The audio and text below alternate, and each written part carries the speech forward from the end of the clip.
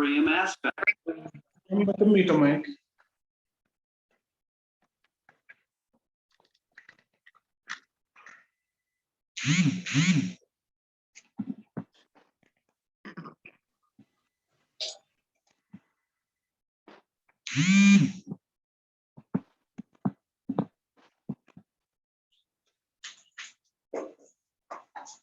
All right, so picking up on equilibrium, I'm just going to put a question on the board regarding the Chatler's principle.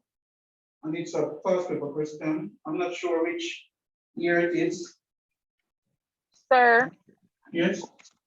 is this a PDF on complex ions and rate of reaction? Right. All right. Yeah. All right.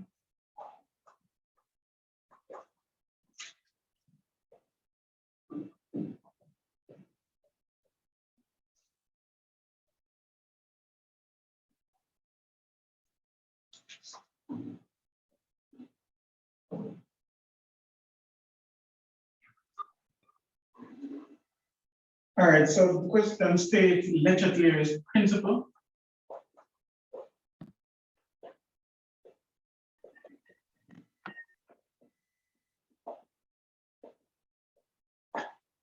And then take the effect of each of the following.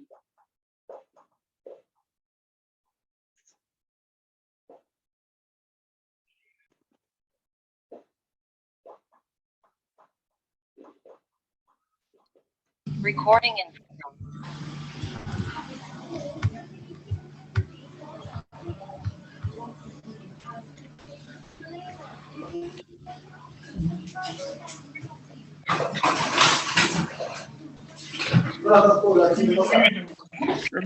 Remember to mute the mic.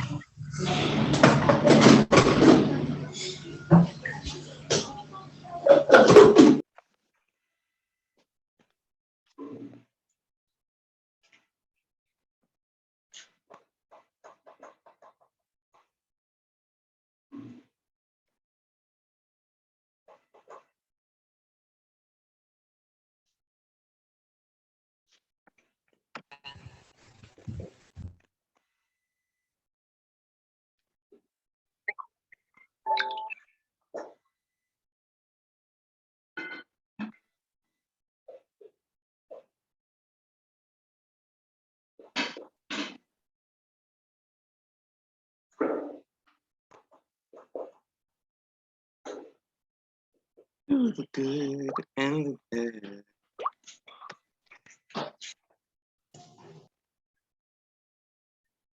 Whose mic is on?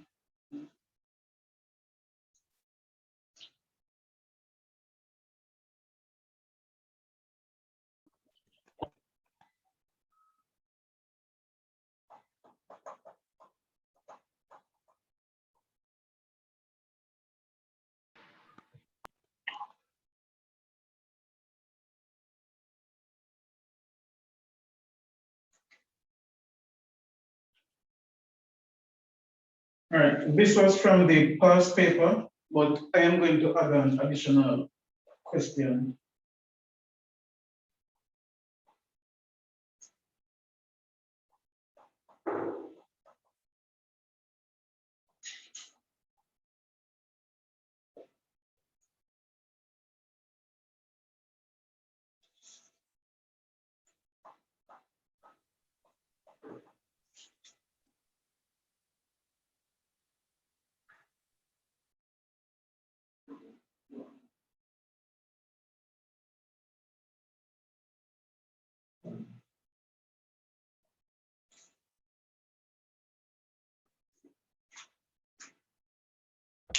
All right, so just take a few minutes and answer these questions. All right, so the persons that emailed me, I'm going to send it now.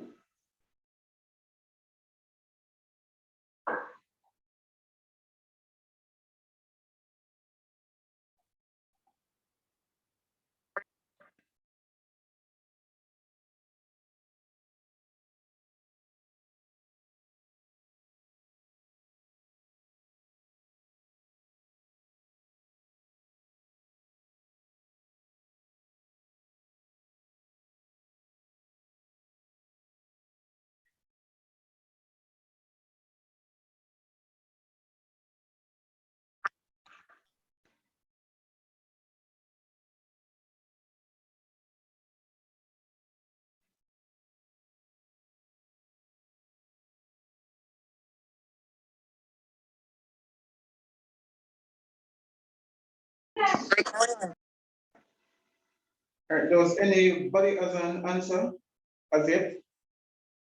I would like to share it.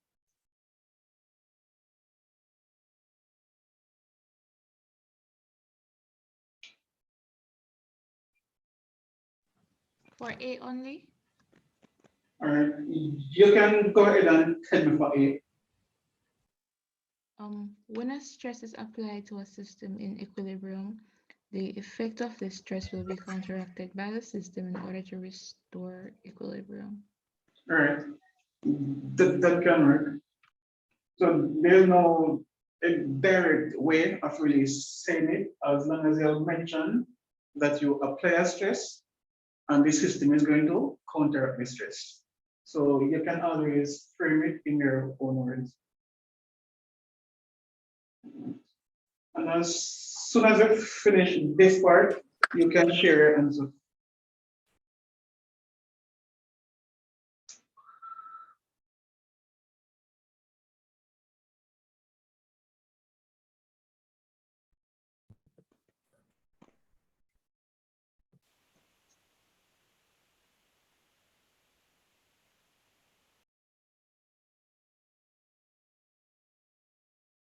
All right, so first, it's talking about temperature, right?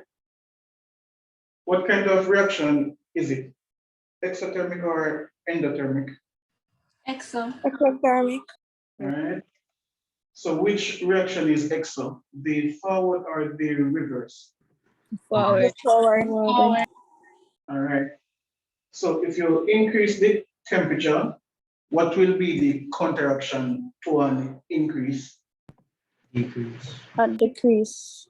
All right. So in order to decrease the temperature, which direction will equilibrium shift to? The left. That's correct. Because we know if the forward reaction is exothermic, then the reverse reaction is endothermic. So all it asks for us to do is state the effect of each of the following on the equilibrium position. So an increase in temperature will cause the equilibrium position to shift to the left. How about pressure?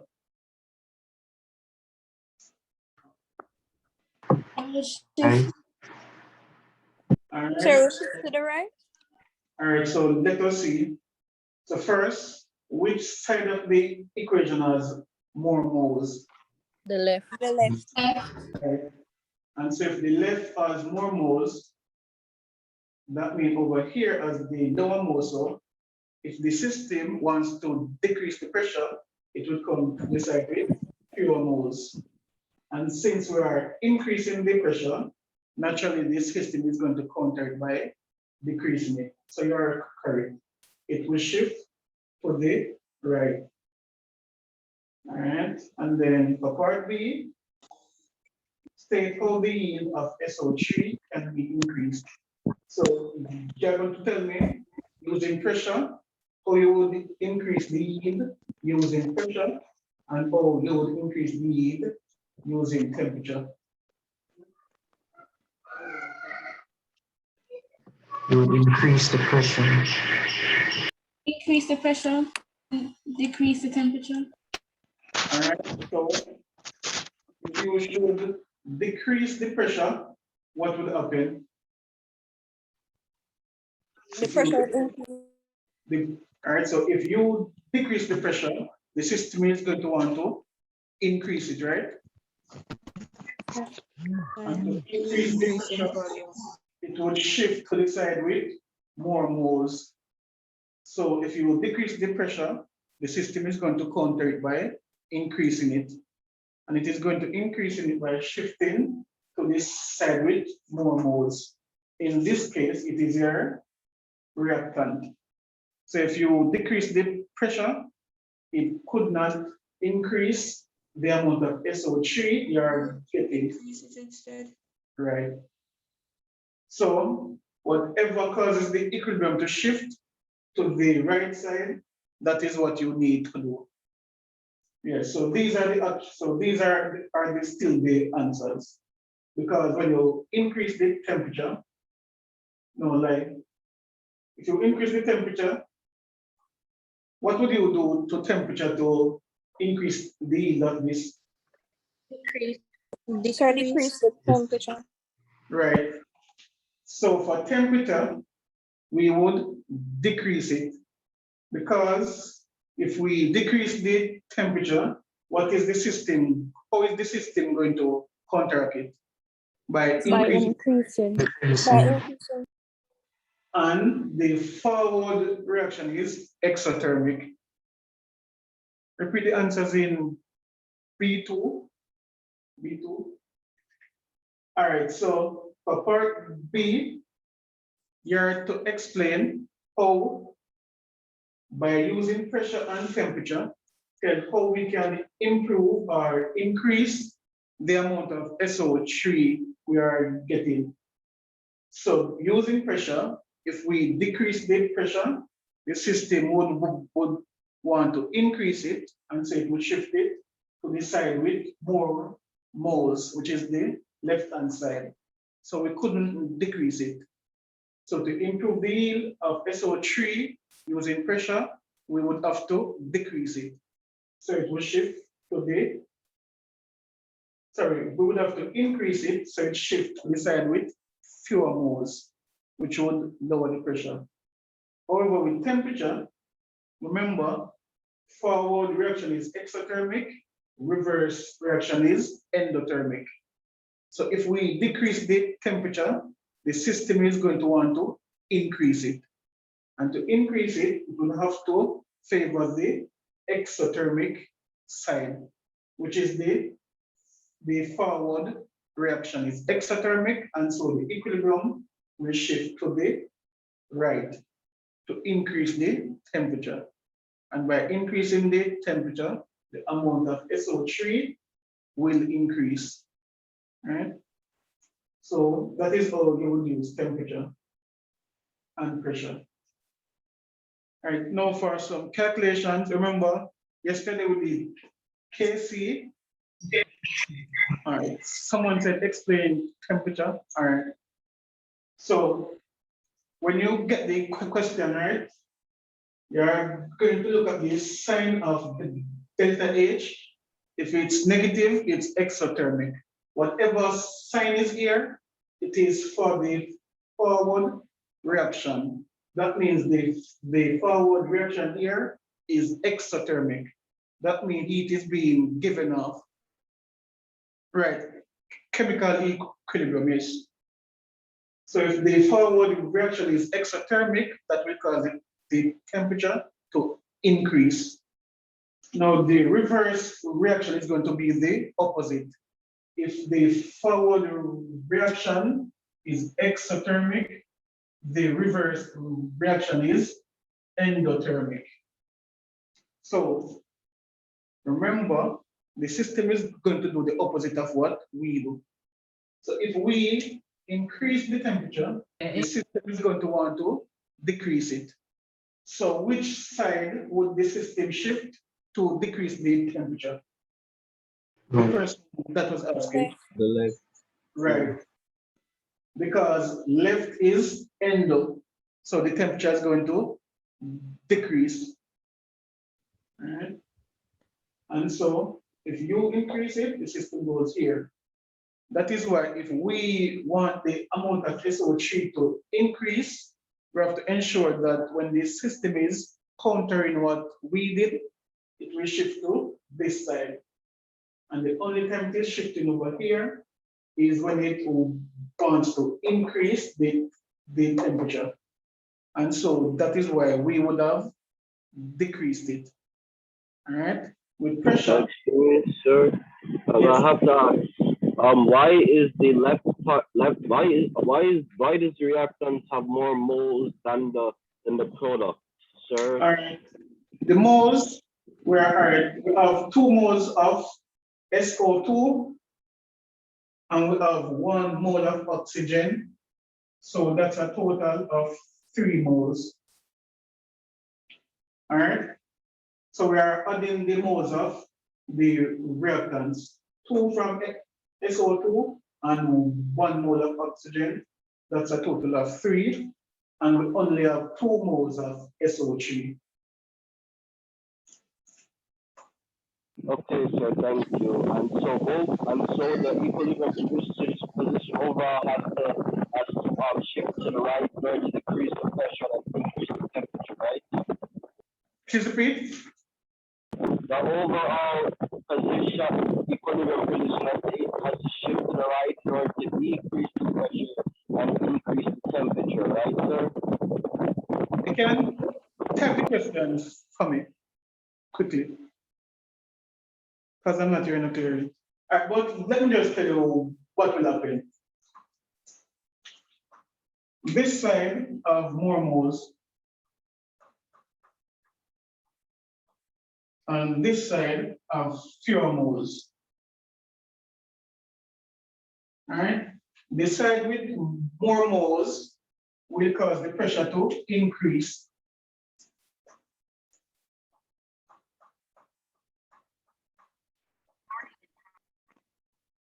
So if the equilibrium, so equilibrium position will shift to the right to lower the pressure and increase temperature. All right. So first, you don't talk about pressure and temperature at the same time. You look at them individually. So as I was saying, this side has more moles, so it will cause the pressure to increase when the equilibrium shifts to this side. On the other hand, this side has fewer moles, so the pressure will decrease if it is favored. All right, so just remember the side with fewer moles always results in a decrease in pressure. The side with more moles results in an increase in pressure when the equilibrium shift in that direction. So if we increase the pressure, the system is going to, yes, I'm going to post it right after I'm finished. So the question is, what will happen to the equilibrium when we increase the pressure? The system is going to want to counteract it by decreasing it. So which side will cause pressure to decrease? Right. Right, because it has fewer moles, and that's it. So if you increase the pressure, the system is going to shift to the side with fewer moles. Yes, we're doing equilibrium. We started from yesterday, actually. And so I was explaining about this. With temperature, the forward reaction is exothermic. If it shifts in that direction, temperature will increase. Reverse is endo. If it shifts to this side, the temperature will decrease. So when we increase the temperature, the system is going to do the opposite, decrease it by shifting to the endothermic side, which is the right side. All right. If you missed the class yesterday, it is available for you to watch. All right. But I need to get to the calculation part now with KP. So with the KC, we're going to look at KP now.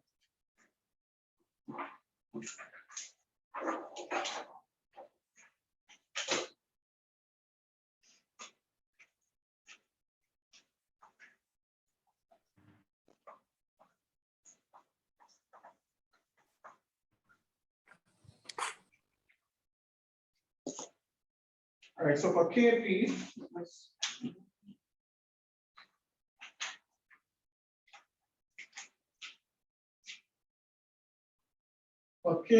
there are two things that we may need to calculate if it is not provided in the question. All right. So first, the equation for KP, let me put an equation on the board. So, well, let us use but the same equation. SO2 plus O2 bracket SO3.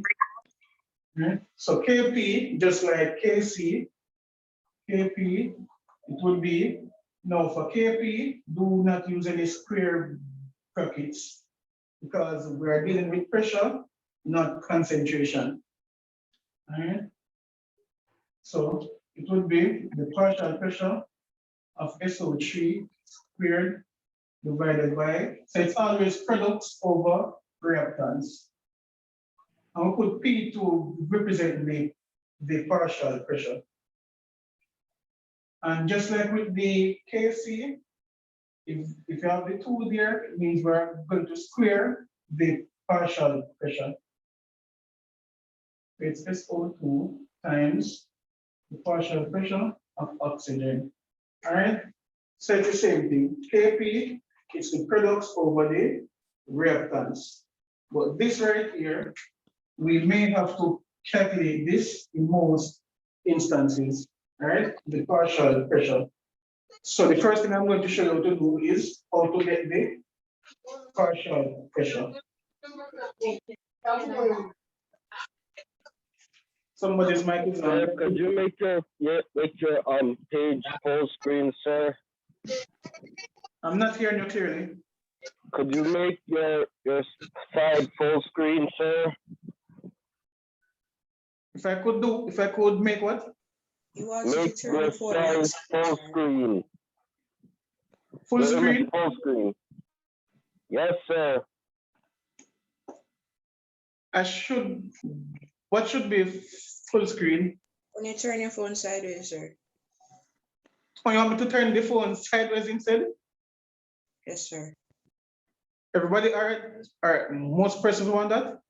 Turn it sideways? No, sir, that make it stay with it. Let me see how it will look. Sir, it will show full screen on YouTube as well when you're viewing it later, when you turn your phone sideways. So you want to work with sideways? But if majority wants that, then yes. All right, I'll check. All right, let us turn it sideways. Oh yeah, that's better. All right.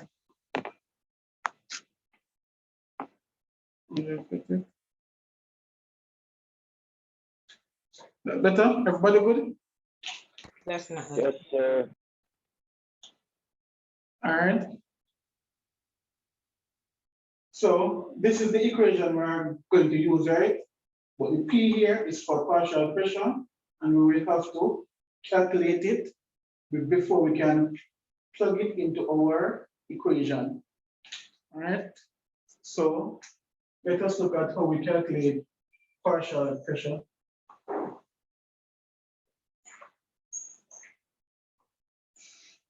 So to calculate partial pressure, we're going to use, so our next term, you're going to need the mole fraction.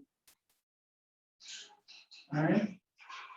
So mole fraction, it's the individual moles,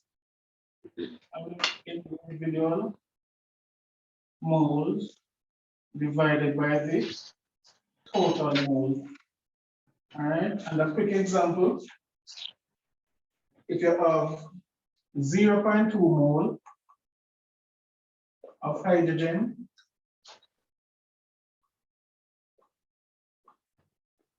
and 0.3 moles of oxygen, then the mole fraction of hydrogen, so 0.2 moles of hydrogen, right, divided by the total moles, which is 0.2 plus 0.3, that is 0.5.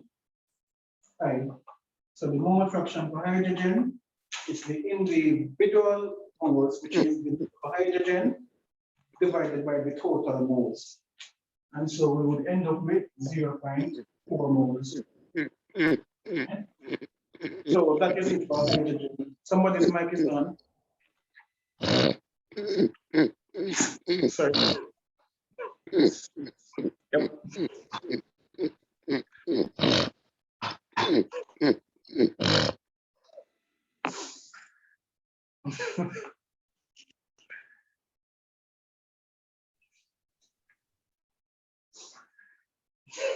Sorry. All right, so I don't understand. How do you get? Did you add the 0.3 moles with the 0.2? So the 0.2 moles is just an example. So let's say you have a reaction, right, in which you use 0.2 moles of hydrogen, and we use 0.3 moles of oxygen.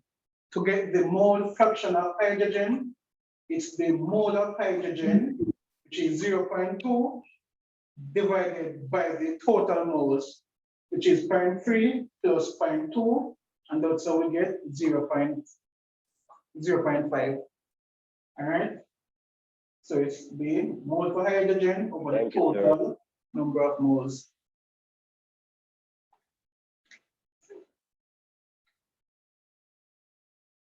All right. And then now for oxygen, it would have been 0.3 divided by 0.5.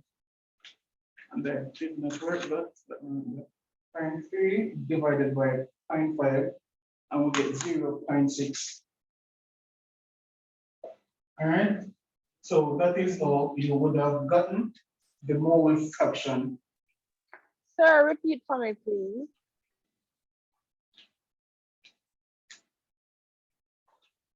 So we're showing you how to calculate mole fraction, and it's just a simple calculation, right?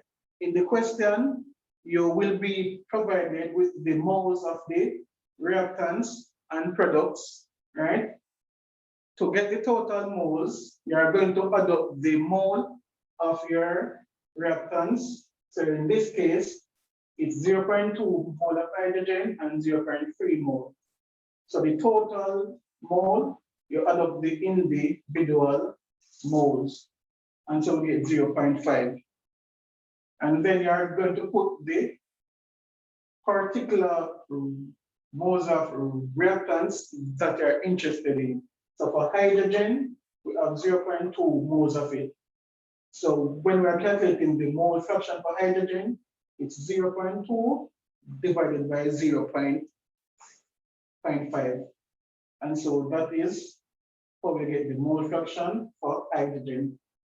And for oxygen, it's the same thing. The mole of oxygen divided by the total moles. So the 0.5 is the total. All right, so total moles is equal to 0.2 plus 0.3, which is equal to 0.5. Right? Now, after you calculate the mole fraction, you will have to calculate the partial pressure. No, KSP is not coming.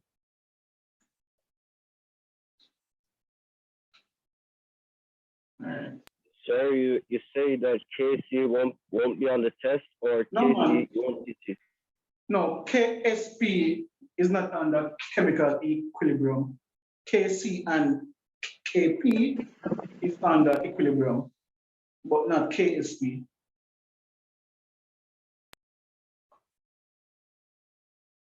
That is a topic by itself.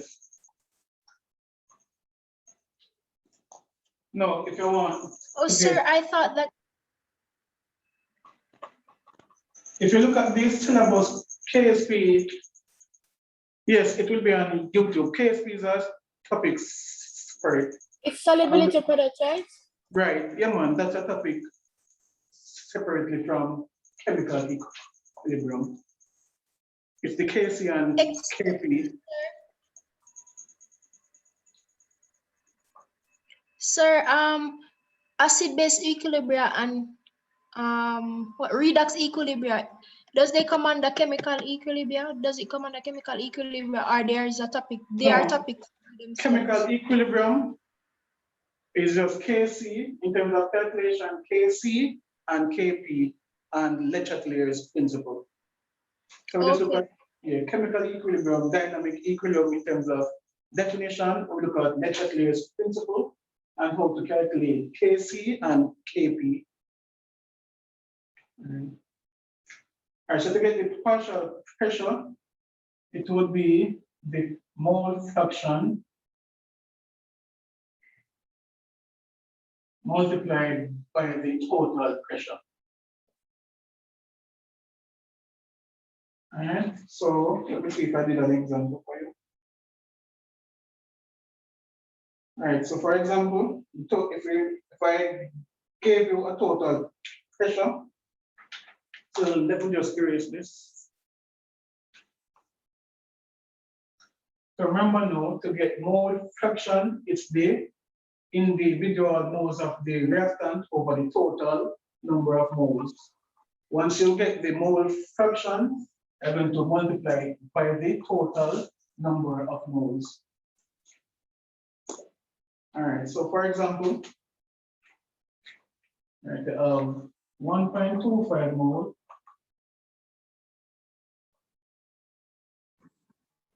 of nitrogen, 0.5 mole of hydrogen,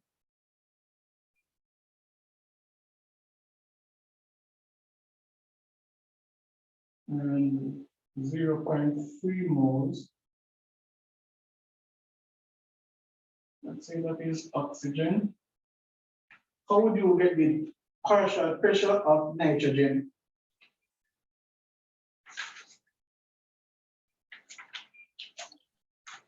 Sir, you'd add all the moles and put Sir. the individual Um, mole over the total mole. So it would be 1.25 plus 0.5 plus 0.3, and you'll get 2.05. So the total mole is equal to 1.25 plus 0.5 plus 0.3, and we get 2.05. Right? And so on the question, the total pressure is 8 times 10 to the 5th power. All right, so total pressure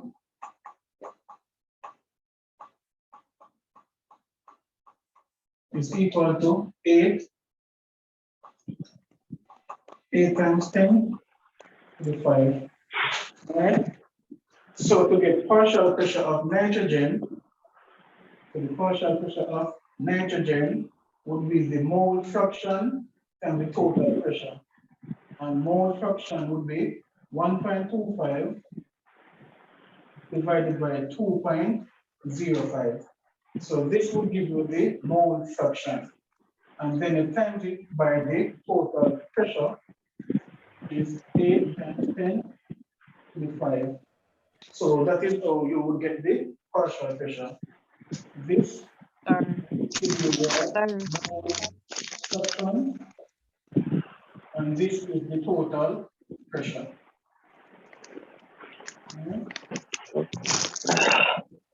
Sir, do they always give you the value for the total pressure? If you don't get the total pressure, you would work out the individual partial pressure and then add them up. So if you don't get the total pressure, you would have given the partial pressure. And you will get the total. Give me a second.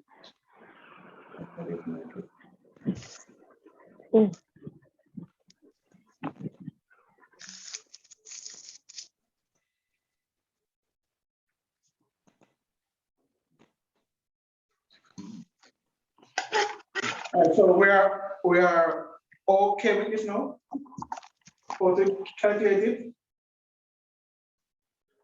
All right, so let's work a proper question now, and then we'll do the class paper one. All right. So I'm going to take a question from this guide, and then we'll work a class paper on it. Sir, I'm writing. Sorry, what was here?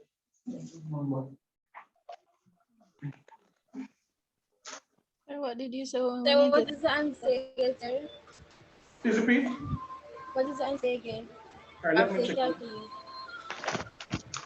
All right, so let me see. So 1.25 divided by 2.05 times 8 x4. They get you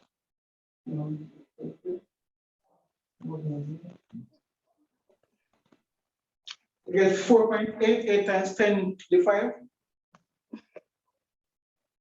or 4 point something. How much I got?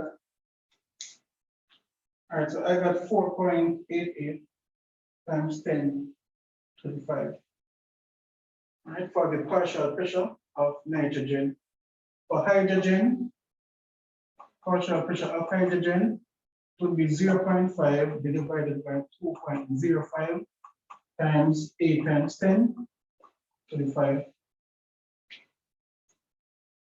Sir, this is just a practice. Yes, practice. You just made up the total pressure, it wasn't from anywhere. No, yeah, just practice. Oh, okay. Yeah. Sir, Yes. sir, what if I don't get my answer in standard form? I would have to put it in. Yeah, it's okay now. If you don't have to be in standard form. That's at 487.8, sir. You get 400 done? 87.8. You mean 487,000? No, sir. Yeah, sir. Something like that, sir. Oh.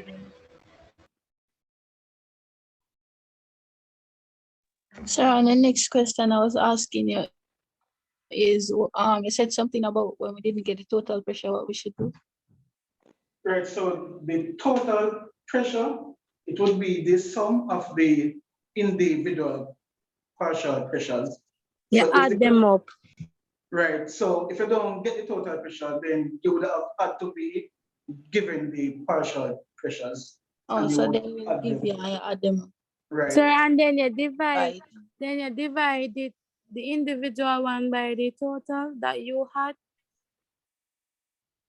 Wait, for what exactly? All right, so look, so we have mole fraction. All right, if you want the partial pressure, it's the mole fraction times the total pressure. If you are not given the total pressure, you would have had to be given the partial pressures. So the total pressures, it would be the sum. So we have three things here, right? You would have had the partial pressures for each of them. So the total pressure would be the sum of the partial pressures. Sir, Is that so clear? the 2.05 is the total pressure of the entire. Yes, sir. No. The 2.05 is the total moles. Moles. Okay, sir. Yeah. The total pressure is 8 times 10 to the 5. That is just given, right? It's a 0.5 divided by 2.05 and 8x to the 5.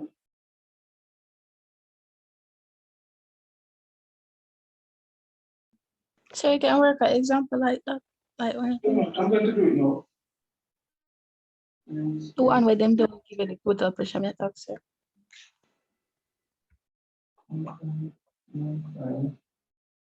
Times 10 to the 5. All right, so let's put one now where we have to actually calculate KP.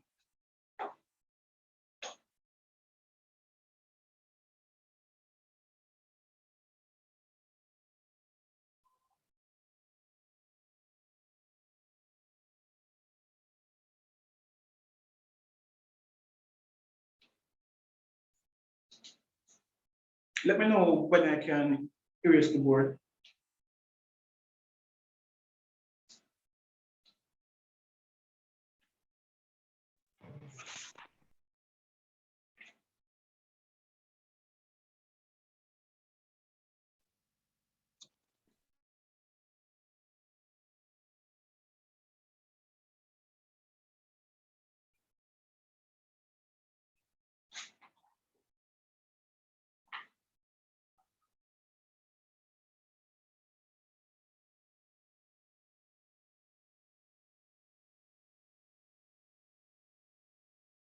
Is anybody writing at the moment? All right.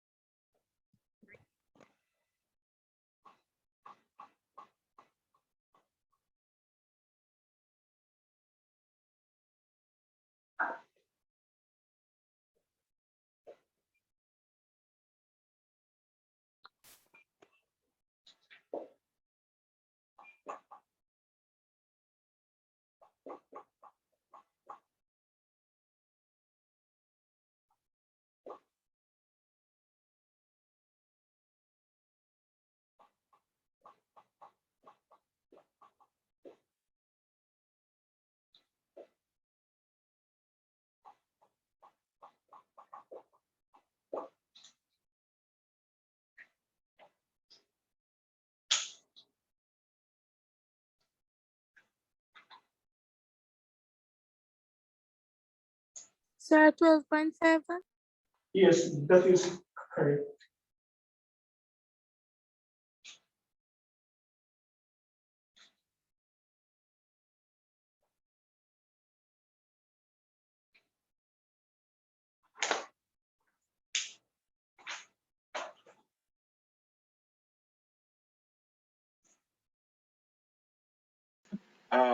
Sir, is KP 9.1 times 10 to the minus 6?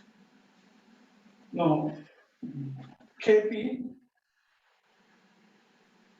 I mean the partial, you substitute the values that you got into the partial wait, pressure, and I mean the partial pressure would be 9.1 times. you calculate the mole fraction already?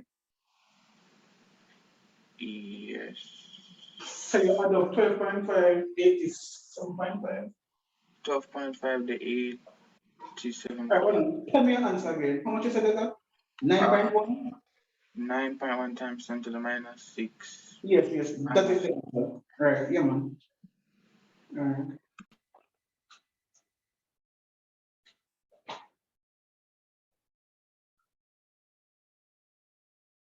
Is anyone still writing the question? Yes, sir. All right.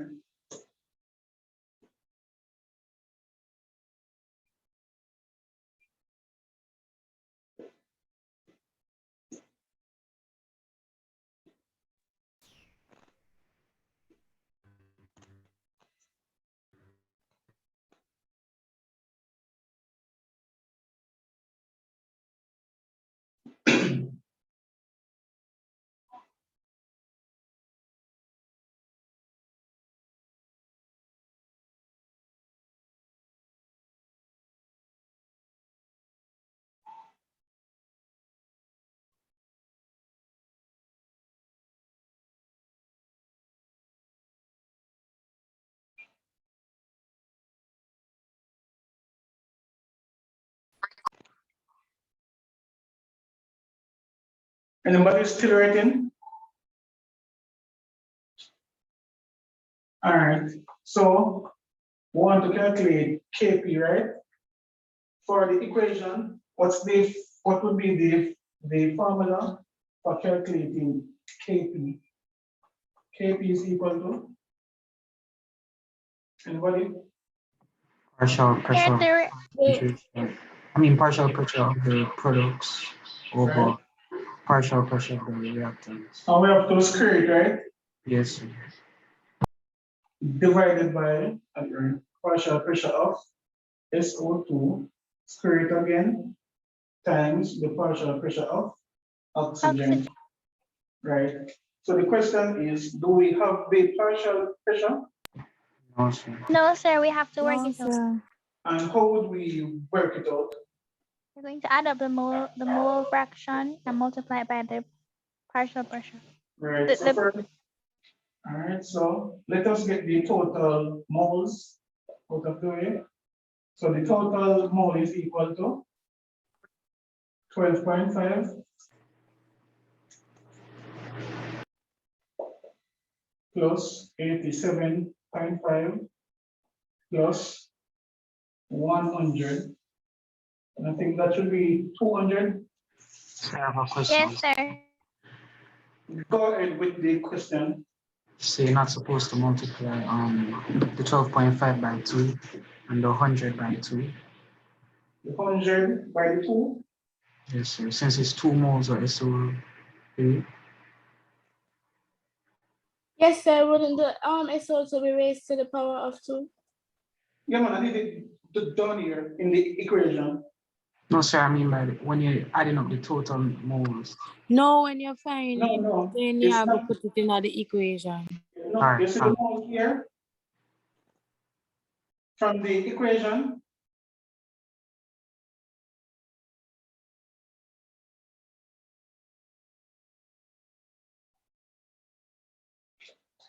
Sir, Yes. sir, when we get numbers that are not in standard form, do we have to put them in standard form? No, you can work with the one that you want. Okay, sir, thank you. Yeah. So the reaction, they are telling you in this, right, they are already telling you how many moles are actually used up. So you wouldn't have to come to the equation. Okay, So so they tell you to use 12.5 of this, 87.5 of that, and 100 of this. So you add up them to give you the total mole of gases that are present in the reaction mixture. So we have 200 moles of gases present. So now let us calculate the partial pressure of each of them. So we have 12.5 of SO2. So the partial pressure of SO2 would be 12.5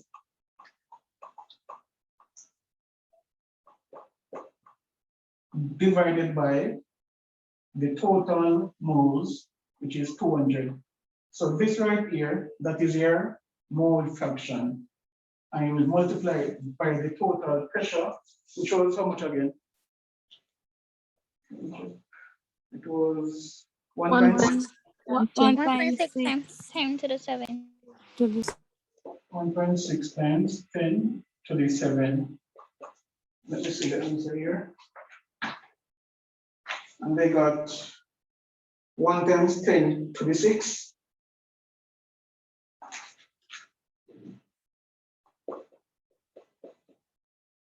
All right. So let's work it out for oxygen. What would it be for oxygen now? 87.5 over 200. 87.5 divided by 200 times 1.67 times 10 to the 7. How much? 10 to the 5. Please repeat. 1 times 2 times. Let me work it. I'm looking from at this study guide. I took this one from the study guide. So let me calculate. So 12.5 divided by 200 multiplied by 1.6. 7.0 times 10 to the 6. This is 1 times 10 to this one. 7. This is 1 times 10 to the 6. Is not that again? Yes, sir. yes, Yes, sir. I thought you had said 10. So why is the oxygen, why is it 1.67 and not 1.6? By multiplying this. Sorry, I don't know where I get that from. Sorry about that. All right, so it's that here. I get 7 times 10 to the 7 times 10 to the 6. right. And the last one would be for SO3.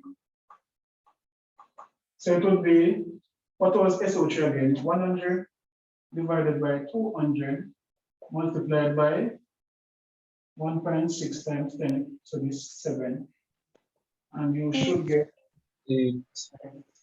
8 times 10 to the 6. All right. So now we have the partial pressure for the reactants and products. So we can go ahead now and put our answers in the equilibrium equation. Right.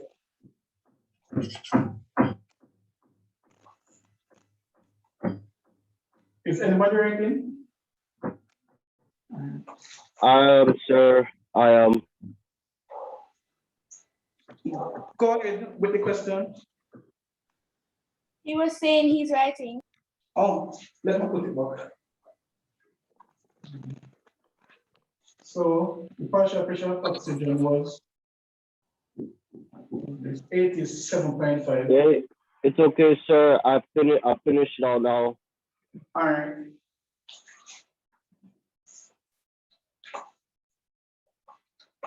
So let us put back our equation. Kp partial pressure of SO3 squared divided by partial pressure of SO2 times partial pressure of O2. All right, so SO3, it was 1 times 10 to the 6. So 1 times 10 to the 6, and we would have to square that divided by the partial pressure. No, this was not O3. O3 was 8 times 10 to the 6. And we square that, then SO3 is 1 times 10 to the 6, and we also square that and multiply it by oxygen, which was 7 times 10 to the 6. All right. So Kp, and you're supposed to get 9.1 times 10 to the minus 6. And the unit in this question that they were using for pressure was Pascal. So the unit they were using was Pascal. And if you were here yesterday, remember we were calculating we showed you how to calculate the units. So at this point, what would be the unit for Kp?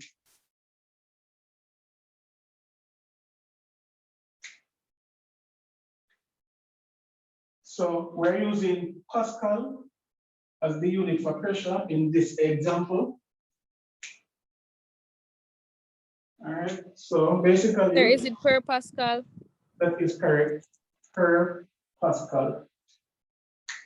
All right, so let us just look at how we get the per Pascal. And by the way, this would cancel this, so you're only left with per Pascal.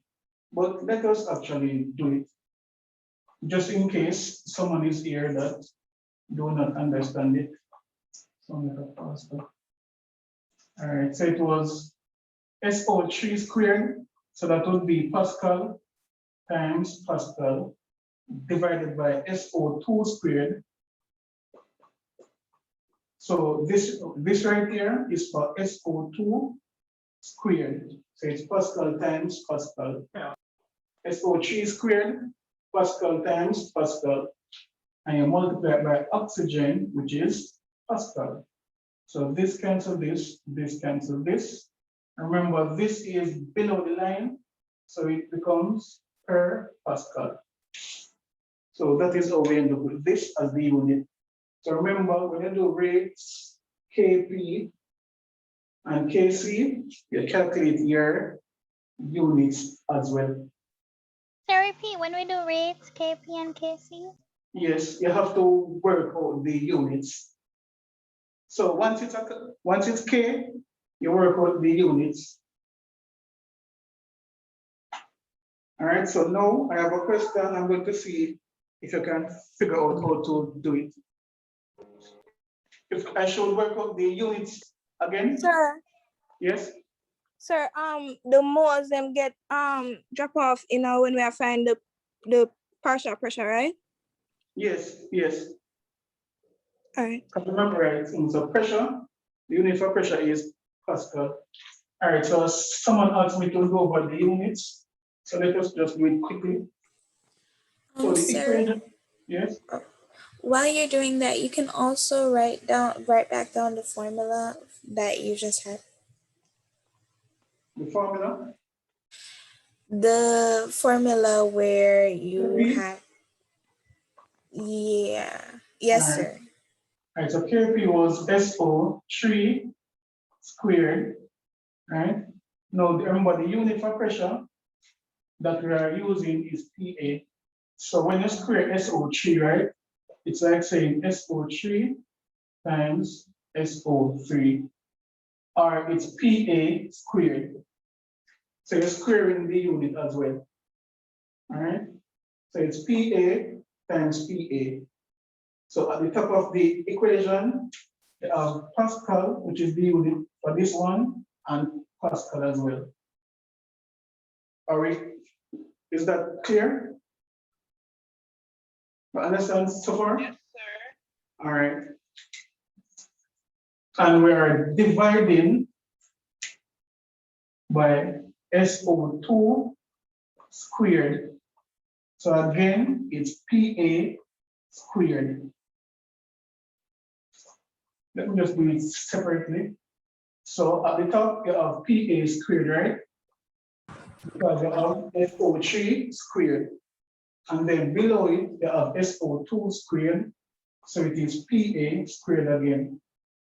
And you multiply it by oxygen. So it's just Pascal, which is the unit here for oxygen. So PA squared would cancel PA squared. Now this is below the line, so it is 1 over PA. And 1 over PA, you just write it as P to the negative 1. Is it any clearer?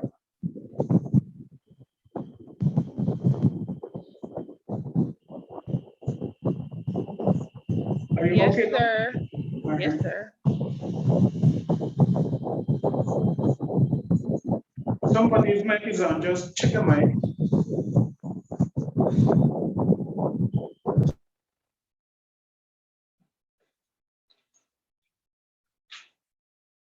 All right, so this question is the next example, then we do the one from the PDF.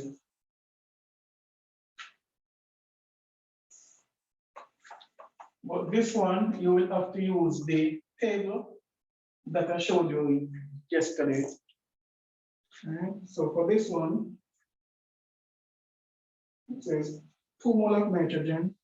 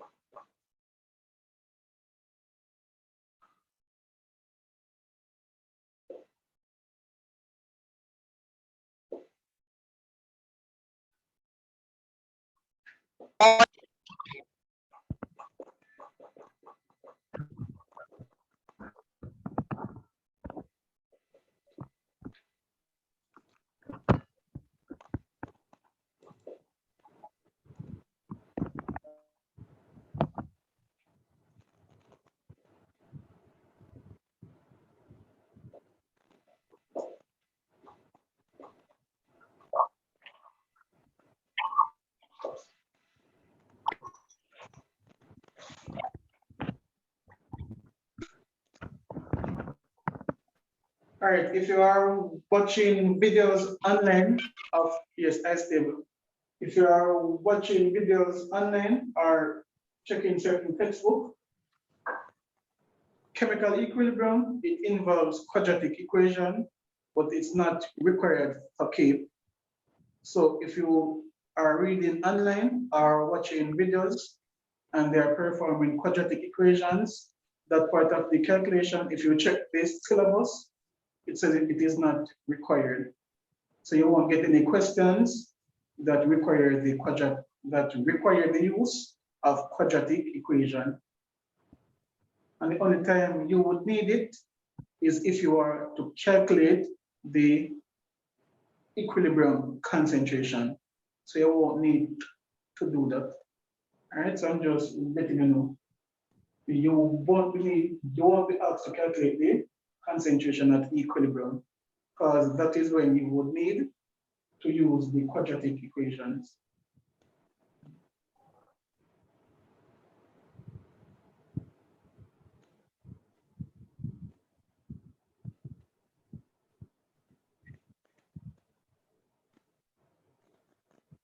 So this one, if you were here yesterday, they will employ the Alice table again.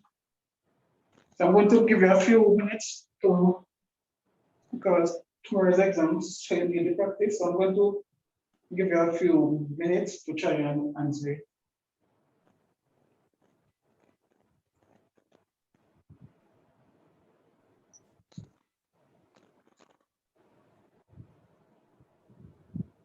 Right, I will just say this, right?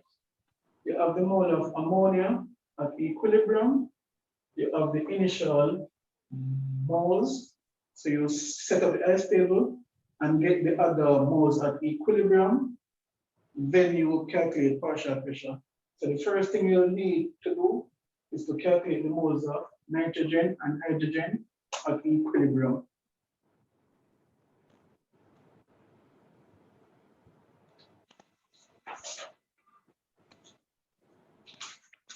Excuse me, please, sir. Yes. For the last part, you say, at equilibrium, the mixture contains 3 moles of NH. What is that? 3? Yeah, ammonia. Right, thank you, sir. Yeah, man.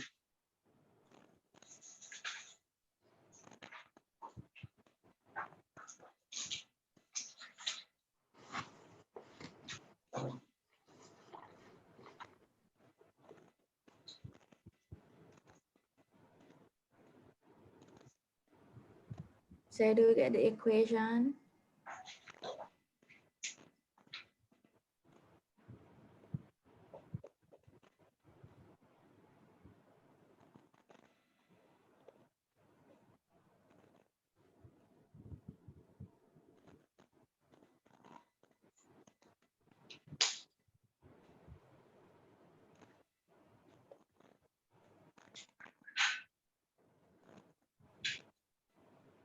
And you said it's usually given on the exam, right, sir? The equation? Yes, you're right. Yes, you will get the equation. Okay.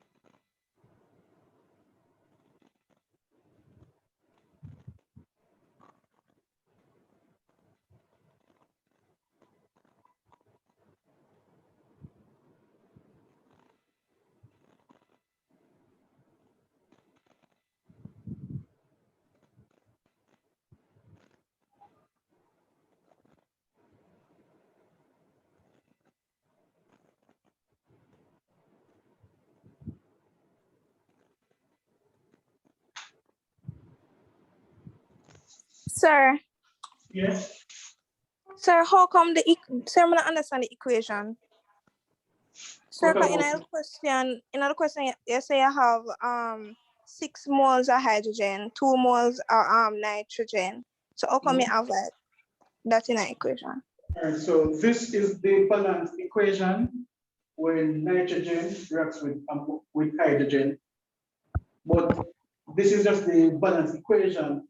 When you're doing the actual reaction, you don't have to stick to what the balance equation says. Sir, say for both. So they are right. So for the ice table, you're putting these for the initial, you use 2 moles of nitrogen and 6 moles of ammonia. So the initial is for the reaction. So you use 2 moles of nitrogen and 6 moles of ammonia. The 3 is when you are doing the change. So the change for nitrogen would be minus X, because it's 1 mole, and minus 3x for hydrogen because it's 3 moles. Excuse me, sir.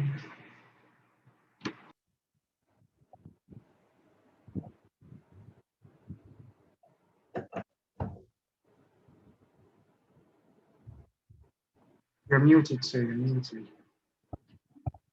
Sir, Sir, muted. you're muted. 0. All right, a call was just coming in, and so when that happens, let me try something. Excuse me, sir. Go ahead. Sir, I just want to make sure for the partial pressure of nitrogen gas, did you get 5 times 10 to the 7? Let me check the book.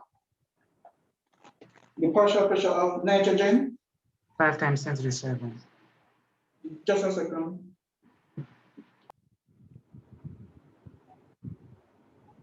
No. 5 times 10 to the 7. Yes. 0.2. Sir, which page in the study guide is that? 97. All right, so let us just work the table, and then I will allow you to try the rest of the question. All right. So let us work the table. So we have nitrogen reacting with hydrogen to give you ammonia. So at the start, we are using 2 moles of nitrogen and 6 moles of hydrogen. The reaction hasn't progressed as yet, so you would not get any product. So that's 0. As the reaction progresses, this is going to decrease, right? Negative x, yes, sir. Right. And this is going to be negative 3x because it's 3 moles of hydrogen. And this is going to increase. Positive 2x. Then the question told us that at equilibrium, We have 3 moles of ammonia. how many? 3 moles? Yes, sir. All right. So 2x is 3 moles, right? So ammonia is 3 moles. So that means from the equation, ammonia is 2x. So if 2x is equal to 3, that means x is 1x equal is 1.5. right. So x is 1.5. So So we subtract the 2, the 1.5 from the 2, right? that is correct. So the reason why we are working out x is because for nitrogen, it must decrease by minus x. Why it is positive 2? All right, so we use negative because for the reactant side, it's minus just to indicate that as the reaction is progressing, the concentration of the reactant is decreasing. And for the product, it is increasing. So that's what this sign means. Positive, Thank you. because as the reaction is going on, the concentration of your product is going to increase, and negative because the concentration of the reactant is decreasing. So when you're doing this, right, pay attention here. If they give you the value for something that is not just x, you work out what x is, because you have 2x, 3x, and x. So x is 1.5. So at the end of the reaction, nitrogen, so it is 2 take away x. So at equilibrium, it is 2 take away 1.5. All right? And that will leave us with 0.5. Now for hydrogen, it is 6 take away 3x. 3 times 1.5 is how much? 4.5. All right. So 3x is 4.5. So this, so 3x is 4.5. So it is going to be 6 take away 4.5. And so that will leave you with 1.5. So the mole of hydrogen at equilibrium Where the 3 come from? The balanced equation. So it's 1 mole of nitrogen. That is why we just have X.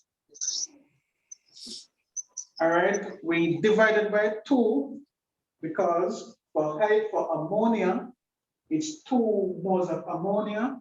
And so right here, that is why we have 2x. So the change for ammonia is 2x. Now they tell us that at equilibrium, we have 3 moles of ammonia. So 2x is 3. So at equilibrium, if they said at equilibrium, the moles of ammonia was 0.1, then 2x would have been 0.1. Overbook? All right, so you get the question. The reason why we need the ice table. Just remember, if you don't have all the moles at equilibrium, that is when you need the table. If they tell you the moles of nitrogen, hydrogen, and ammonia at equilibrium, do not come to the table because you don't need it. The reason why we are using this table is to get the moles at equilibrium for whatever was not provided. So Sir? yes? Sir, so when we don't get the moles for everything at equilibrium, we're supposed to use the ice table. Right, that is the only time you'll need it. Because otherwise, if you get all the moles at equilibrium, you would have just went ahead and calculate the partial pressure and plug the answers in your equation. All right? But because we don't know the moles of nitrogen and hydrogen at equilibrium, we're going to set up the table. Now, in setting up the table, the question, it is going to tell you the amount of moles of the reactants that you use. So where of initial, it's not for the moles from the equation.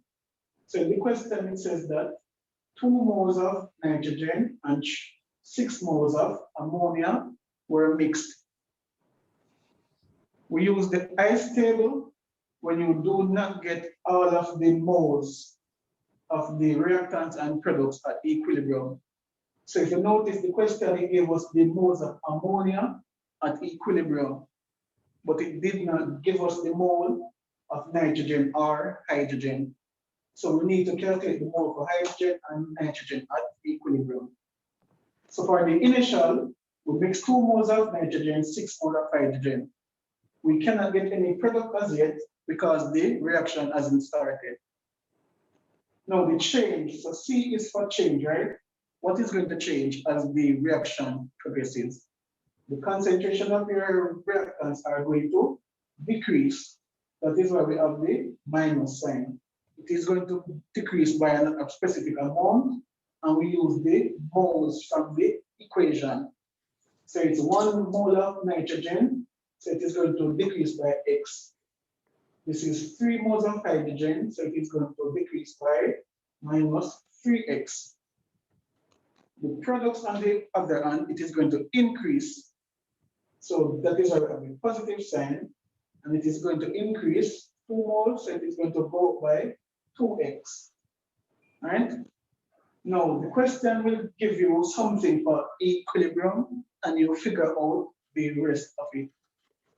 For this one, it gave us the moles of ammonia at equilibrium. Ammonia is 3 moles at equilibrium. But remember, right here, you have to look at here. So ammonia is 2X, right?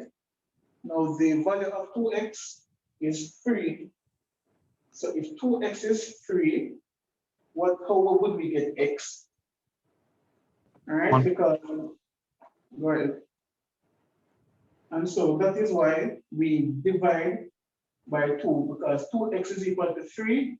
So X is 3 divided by 2, and you get 1.5. All right. So we know that X is 1.5.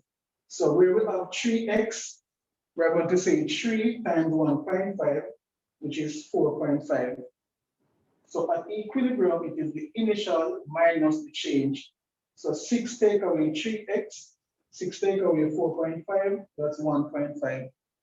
And for nitrogen, it's 2 take away X. So it's 2 take away 1.5, and you get 0.5.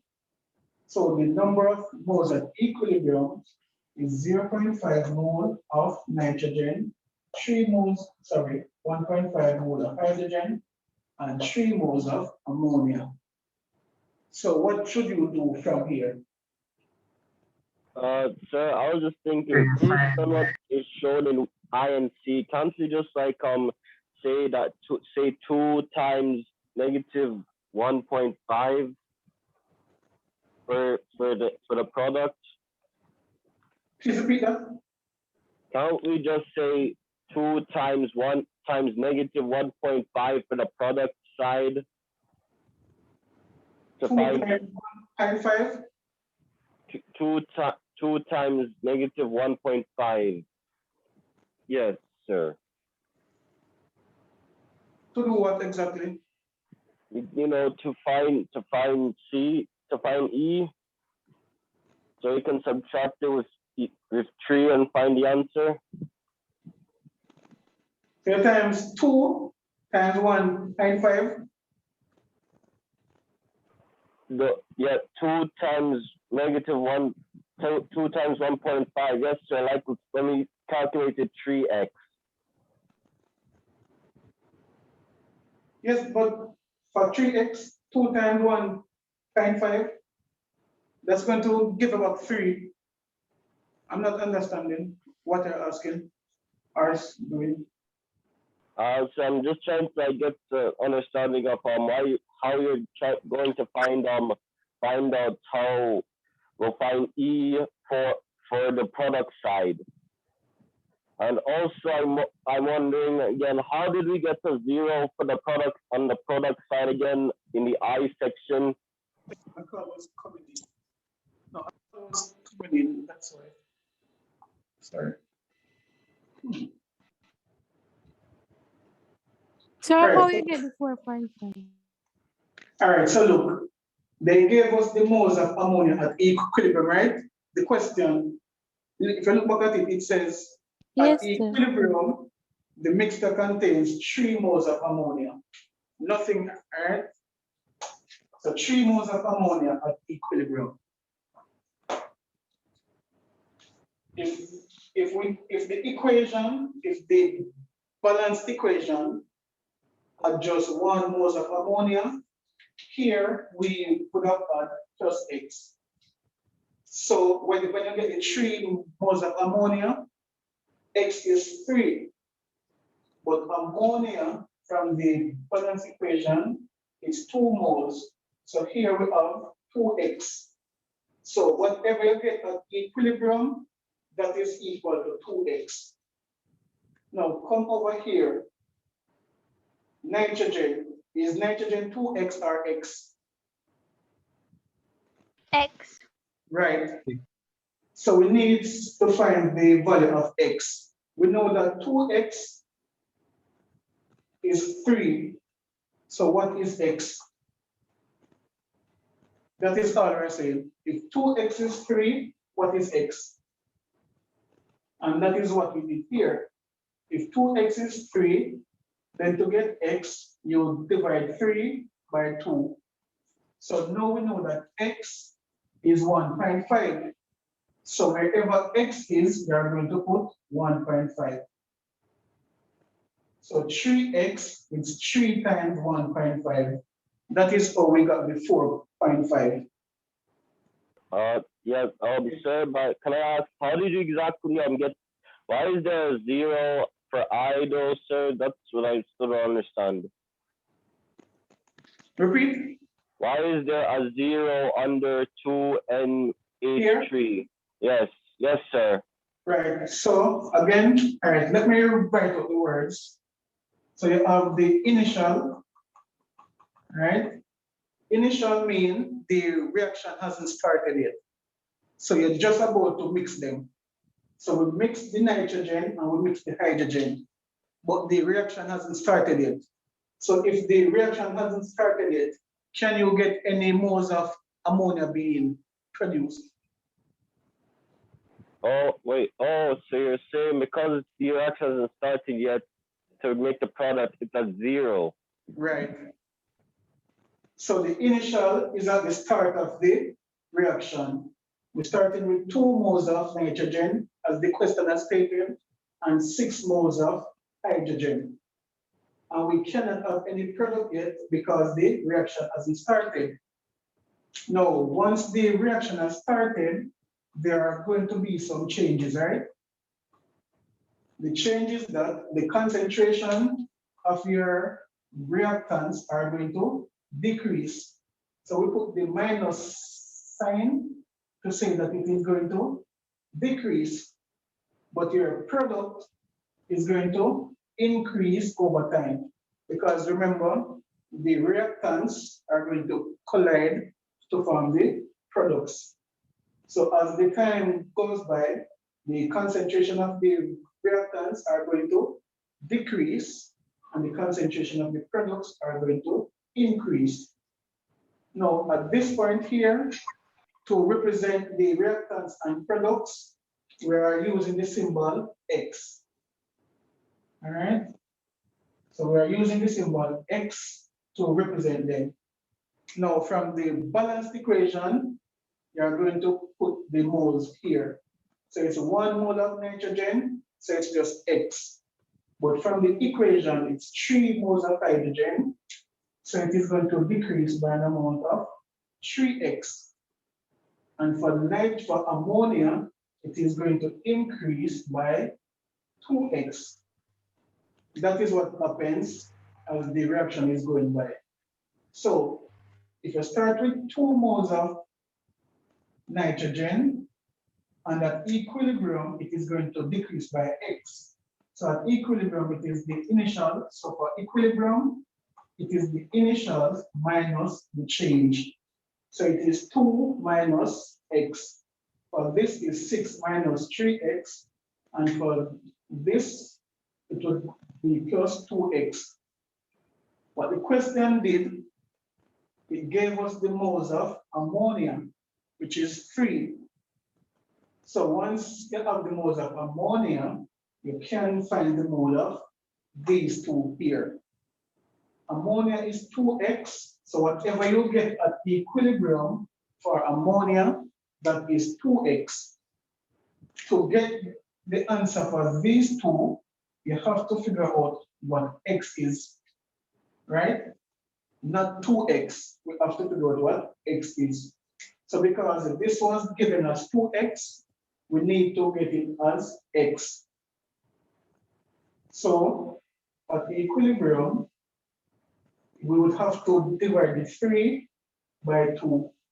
If they have given you hydrogen, let me ask you a question just to see if you're getting it right. If at equilibrium, they had said we have 5 moles of hydrogen, how would you get ammonia?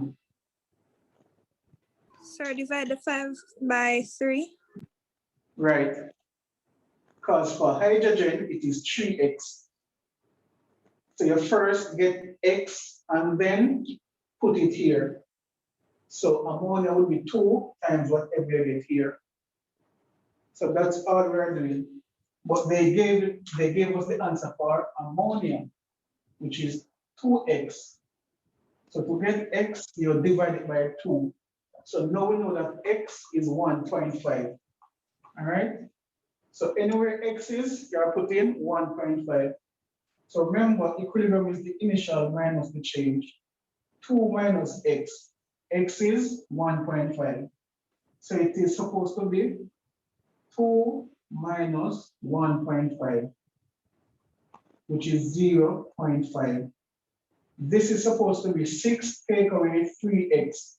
Remember, x is 1.5. All right, so just separate that. So it is 6 take away 3 times 1.5. 3 times 1.5, that is 4. So 6 take away 4.5, sorry.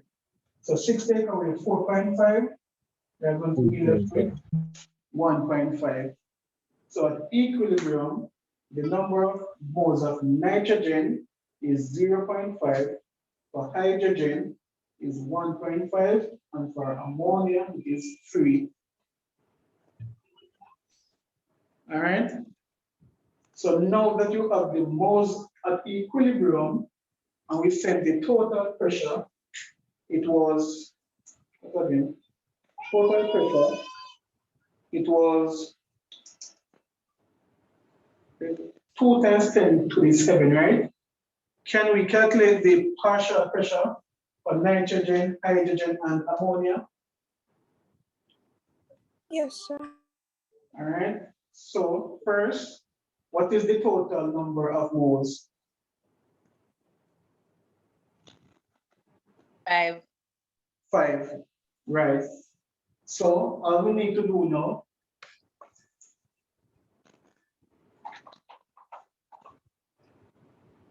for the partial pressure for nitrogen would be 0.5 divided by 5, and you multiply by 2 times 10 to the 7. Right? This is the total pressure. The partial pressure for hydrogen would be 1.5 divided by 5 times 2 times 10 to the 7. And the partial pressure for ammonia is 3 divided by 5 times 2 times 10 to the 7. All right. And the answers that are here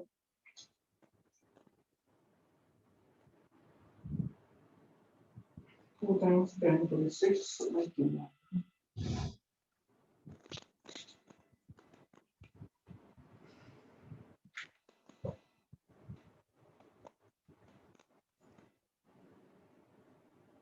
6 times 10 to the 6. 6 times 10 to the 6.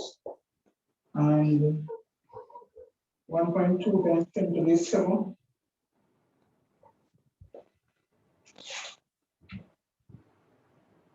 Grab that.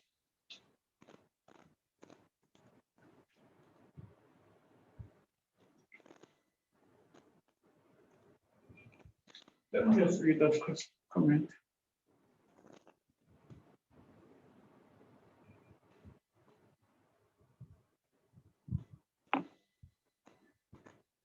I'm going to change the phone a little just to read a question.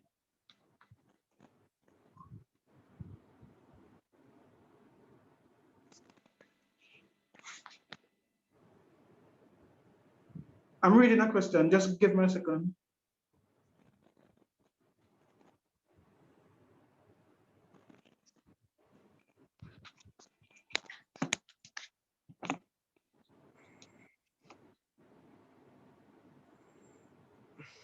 So for the, I think someone was asking if the reactants can be positive. No, remember now, as the reaction, the negative sign here is to show that the reactants are decreasing. And by nature, the concentration of reactants decrease because you cannot have a product if reactants don't collide to form the products. Right? So that is why these would be minus.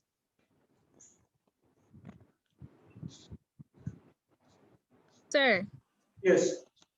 All right. Question. Mm-hmm. All right. Remember, you did say for hydrogen, is supposed them say the mole at equilibrium is 5. Yeah. And you say it would be 5 divided by the 3.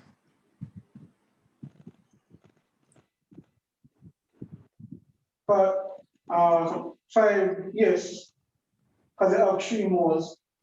So, sir, you wouldn't say the initial would them give you minus the change would equal to the equilibrium, and then you make the x the subject, and then that's the value for x.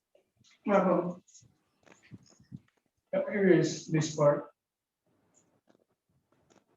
Sir, more no, I get the 5. Which 5? The Yeah. 5, yes, sir. Remember, we have to add up the number of moles. It is the 2 mole of Na2. No, at equilibrium. Oh, okay. Yeah. So it's 3, 1.5, and 0.5.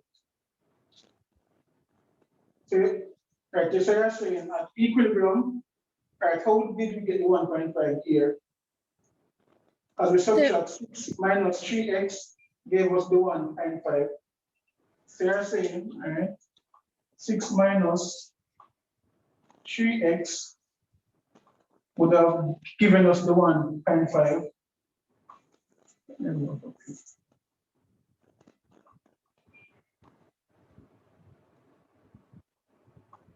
Would have given us that may I ask. Remember, you did say like you make up the question and say suppose yeah, then did give you 5. I say, you know, say, right, but instead of 5, we just use this at the Okay. end. Yeah. So if we get x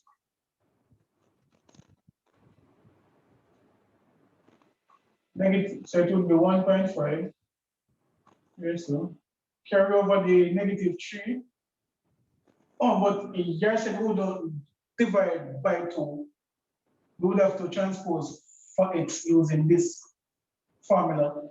Yeah, that's what I'm asking because somebody did say that just be the 5 divided by the 3. Yeah. In this case, for ammonia here, we weren't subtracting. For this one, the product, we start out at 0 here, so right? There's no, the only change for this would be to increase by 2x. But Yes, for sir. this, I understand. I understand that one, but true. Me confused about the scenario where you make up. All right, thanks. All right, but we need to do some rates, people. Like time ago. So how you get? We need to touch rates. Let me see this question again. Sorry. You can ask a question. I think someone's on this raised. So how you got that equation? Yes, sir. From initial moles? Just a second. How you got that equation? From the initial moles of N216.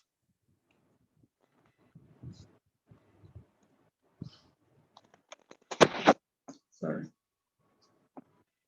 Ask a question.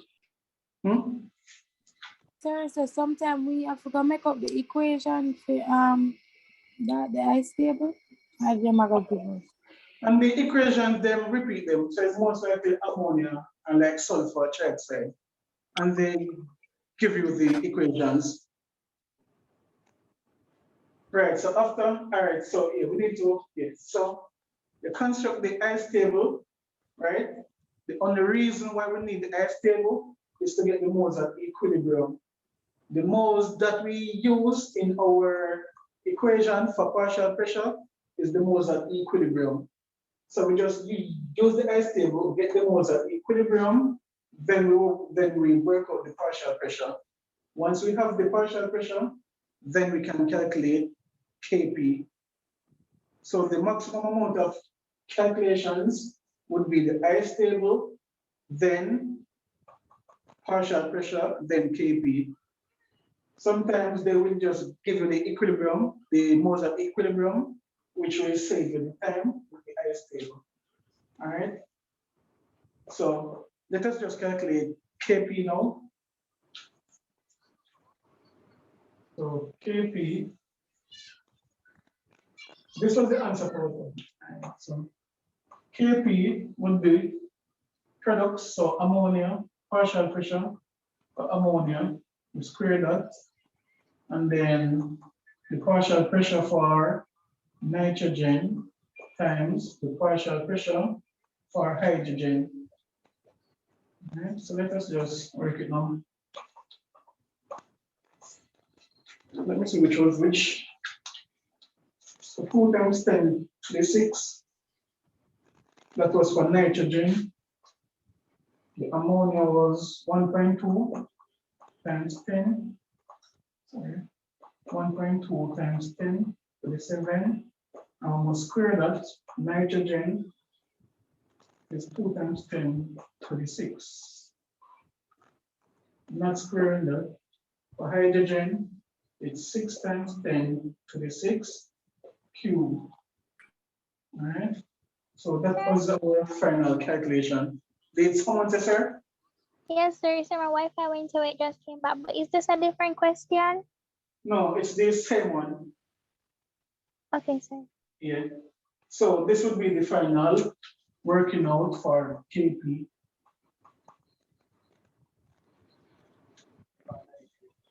And the answer, you should get 3.33, 3.3 times 10 to the 13.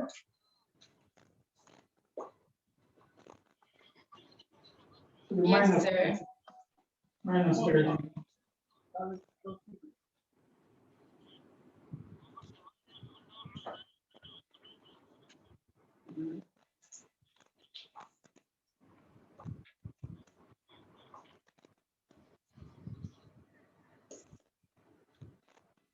Can somebody tell me the units? Pascal. PA squared negative. Right. So basically, we have how much, for this one, how much pascals do we have here? 3. All right. So we have PA squared at the top, and then we have PA cubed times PA, right? So this 2, it will take out this PA, and it will take out 1 from this as well, right? Leaving us with 2. So it will take 1 from this. Or if you want to Sir? this, yes? Sir, how did we get the 12 times 10 to the 7? The 1.2 times 10 to the 7, Yes, sir. that would have been for ammonia. Let me see. So remember, we calculated the mole fraction, the mole of ammonia, it was 3, and the total mole was 5. So we had said 3 over 5 times the total pressure, which was 2 times 10 to the 7. So it's the mole fraction times the total pressure. Okay, sir. Thank you. Yeah, man.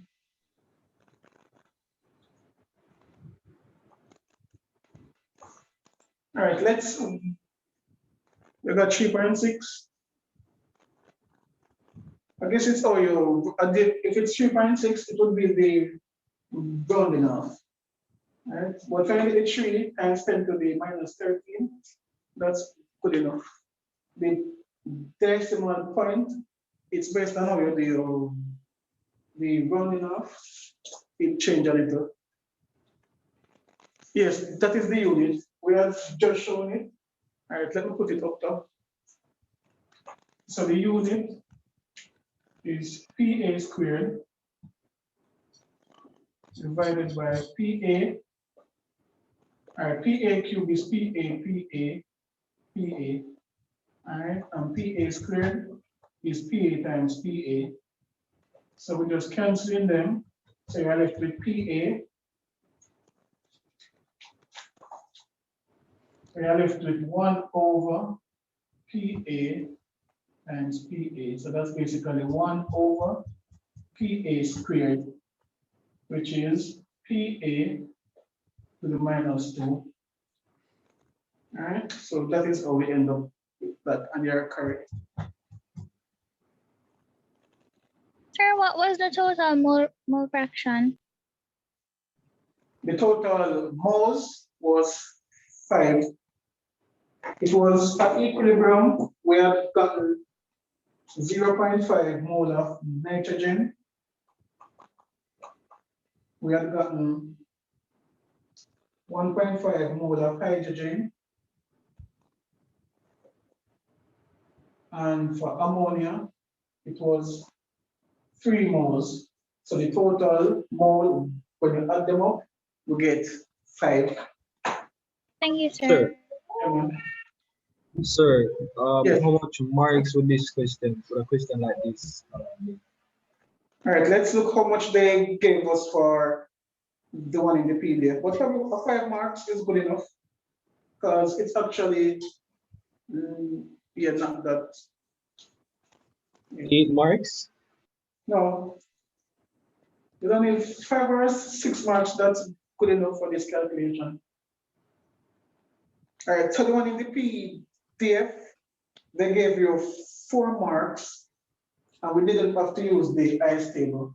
So you probably would have gotten an extra 2 marks if you had to use the ICE table. All right, so we're going to work the one from the PDF, and it's the last page in the PDF. All right, so I'm going to erase the board. Is anybody writing? Yes, sir. All right, when you're finished, you'll let me know.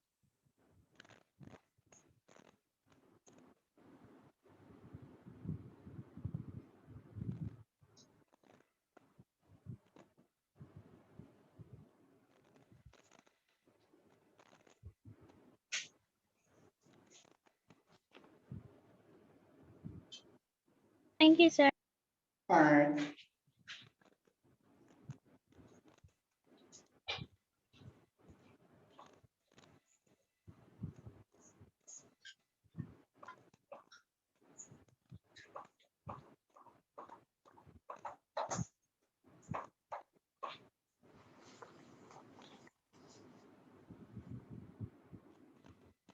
All right, so it's the same reaction. 2SO, 2 plus O2 from before.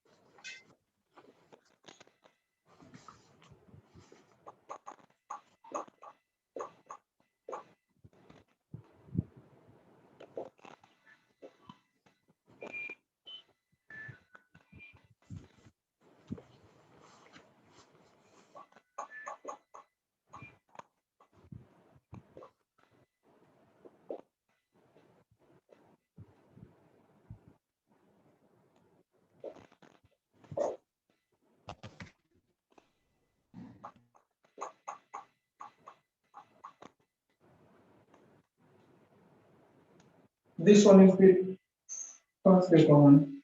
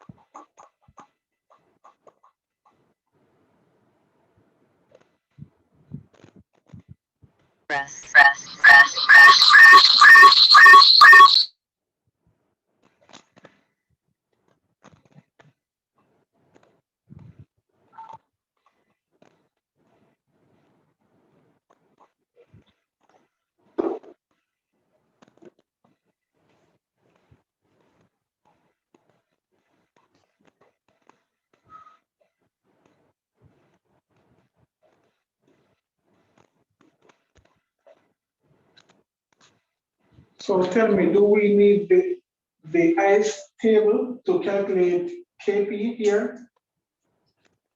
Read it and let me know. No, sir. And why is that? No, sir. Because you already it know says the equilibrium. values You get the at equilibrium already. equilibrium. Right, exactly. We will have the number of moles at equilibrium for all of them. So no need for the ICE table. Wonderful.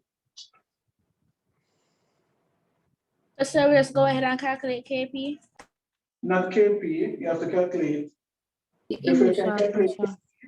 you have to calculate the partial pressure. So, sir, we don't need to use the ratio for anything. No, because they gave us the equilibrium already. Okay. So we have everything at equilibrium.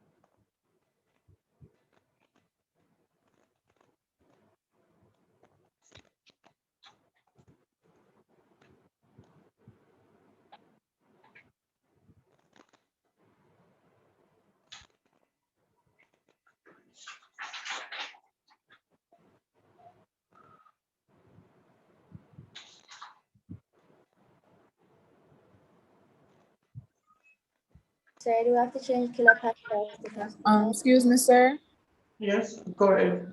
I have a quick question, sir. Will you be going through transitional elements at any point? Tonight. Tonight? Yeah, because I would have told you. All right, thank you. All right. I'm not sure if it's not the same link, I will send that you one. Sir, what time tonight? About 7.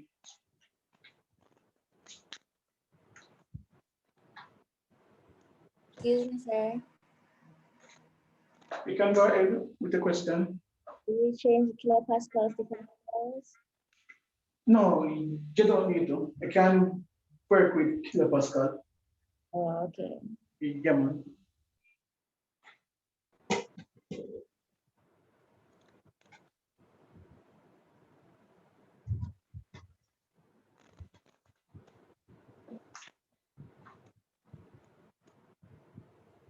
Sir, Yes.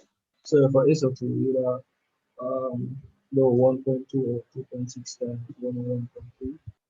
1.2 divided by 2.6 times this. Times that, yeah. Right. Yeah, man.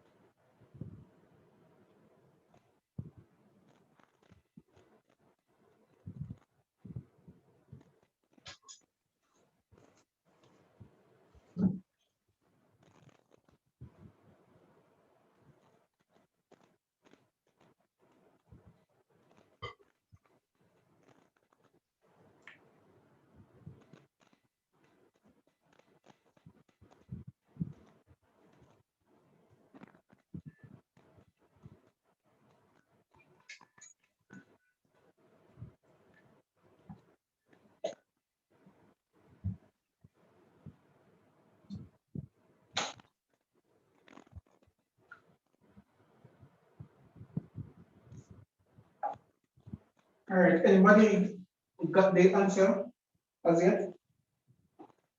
Yes, sir. How much did you get? 0.019 kilopascal Yeah, I per got that. kilopascal. All right, let me look at that too. So you can have 1.89 times 2. 1.89 Yes, sir, times 2. times 2 Yes, sir. or to the minus 2? Yeah, to the minus 2, sir. Yeah, man. That's good.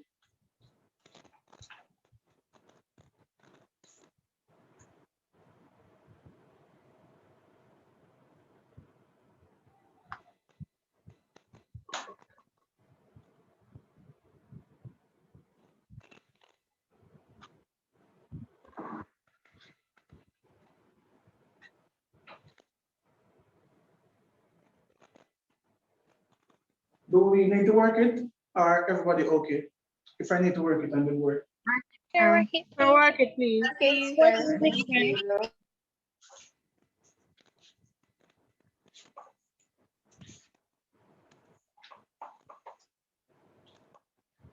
All right, so the first thing that we would do is calculate the partial pressure for each of them. To do that, we need the total moles, which is 1.2 plus 0.6 plus 0.8, and we ended up with 2.6. So from that now, we can go ahead, so the partial pressure of SO2 will be the mole fraction, which is 1.2 for SO2, divided by the total mole, which is 2.6. So this right here, that's your mole fraction. And the total pressure was 101.3 kilopascal. All right. And let me see, and that was 46.75. And then for oxygen,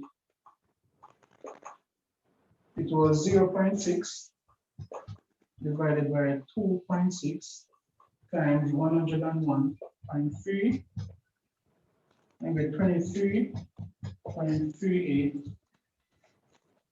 Sir, aren't we to convert it to pascals? You don't need to, but you can if you want. Okay. Yeah, man.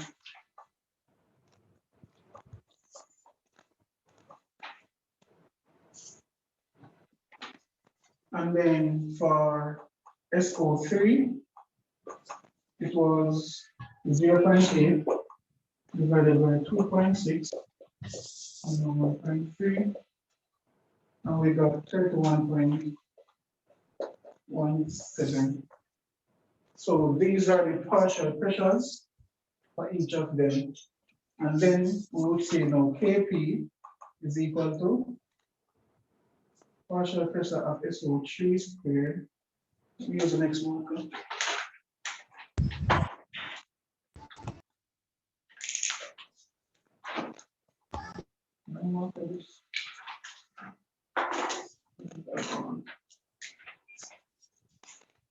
All right, so partial pressure of SO2 times O2.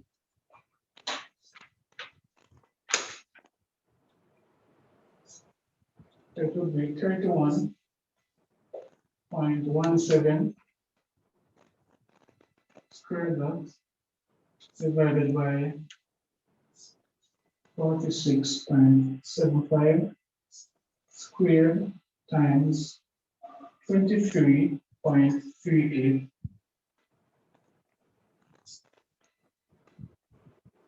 And we end up with 0.019.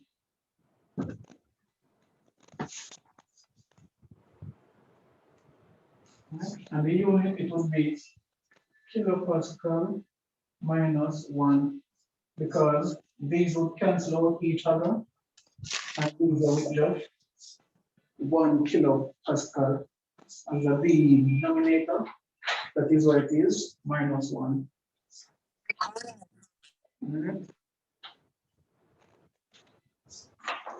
Sir, can atmosphere be used as a unit as well?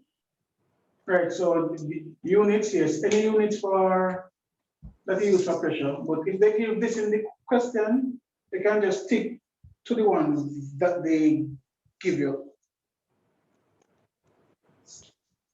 Sir, Yes. Sir, why we did sir, I'm square? getting 10.39. You're getting 10. Yes, 10.39. 10.39. Yeah, yes, sir. All right, you get 31 points. You square this, the 31.17.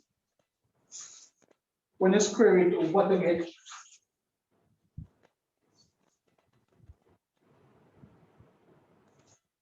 Oh, 971.56. Right. And when you work out down here, how much I got?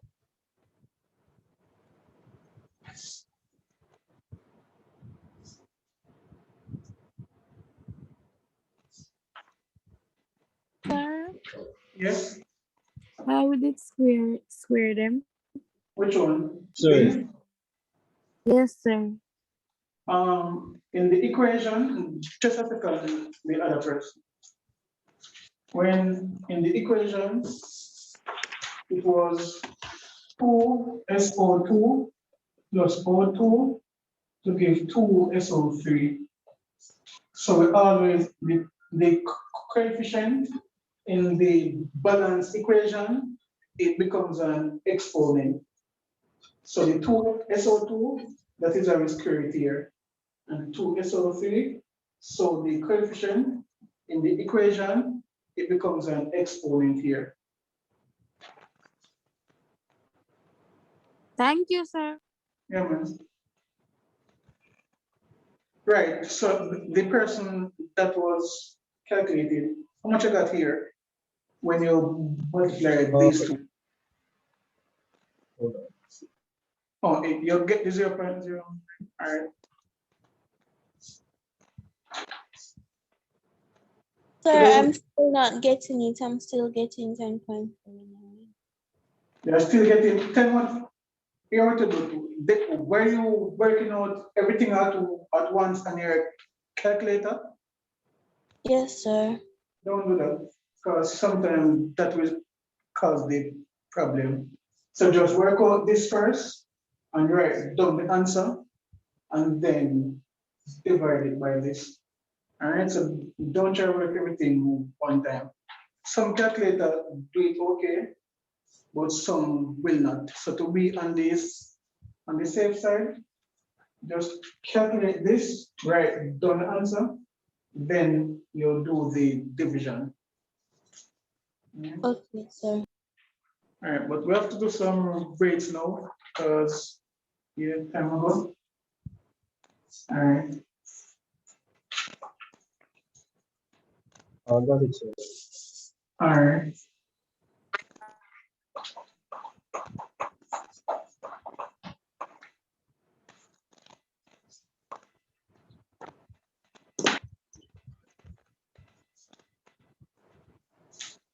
I got 2.6. To get the moles, you add up the individual moles at equilibrium. 2.6 is the total moles. So at equilibrium, we have 1.2 moles of what? We have 1.2 moles of, it was, I don't remember exactly, but we have 1.2 moles, 0.6 moles, and 0.8 moles. So you have to add them up so you can get the total moles. If you don't have the total number of moles, then you won't be able to calculate the mole fraction. This is not Kc, it's Kp.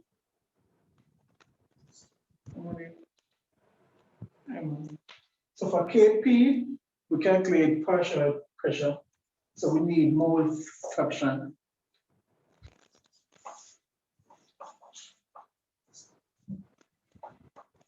All right, so let's do this now quickly. Rates of reaction. Let's see how much we can get through. So collision theory. What is needed for a reaction to occur? What must happen? Successful collision. Particles must collide and Particles must collide, all right? reactants must collide at the correct orientation, and they must have Sufficient energy. All right, so they must collide, but they must collide with, Sufficient energy. right? Sufficient energy. And as someone said, they must collide in the correct orientation. All of these must be met for the collision to be successful.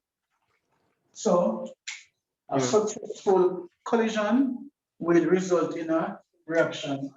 So if the particles collide with sufficient energy, so let me just, if people in here do biology and you know about enzymes, right? We know, all right, so let me just call this reactant A and this reactant B. And let us say when reactant A, this is when the reaction will happen. Right? When they collide like this, right? The reaction will occur. That means if the molecules are colliding with sufficient energy, right? But when at some point they collide like this, if it collides like that, will a reaction occur? No, sir. No, sir. No, sir. Right. So even if they are colliding with sufficient energy, if they are not in the correct orientations, a reaction will not occur. If they collide in the correct orientation, but the energy is not sufficient, will a reaction occur? No, sir. No, No. sir. Right. So for this, for successful collision, these criteria must be met. All right. So successful collisions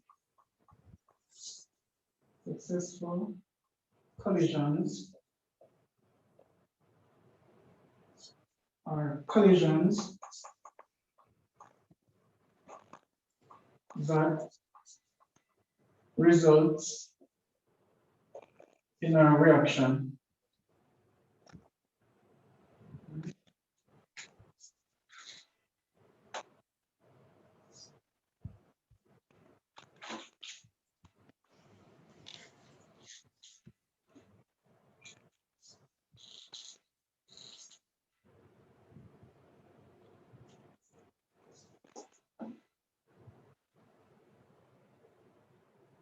Right, moving on quickly.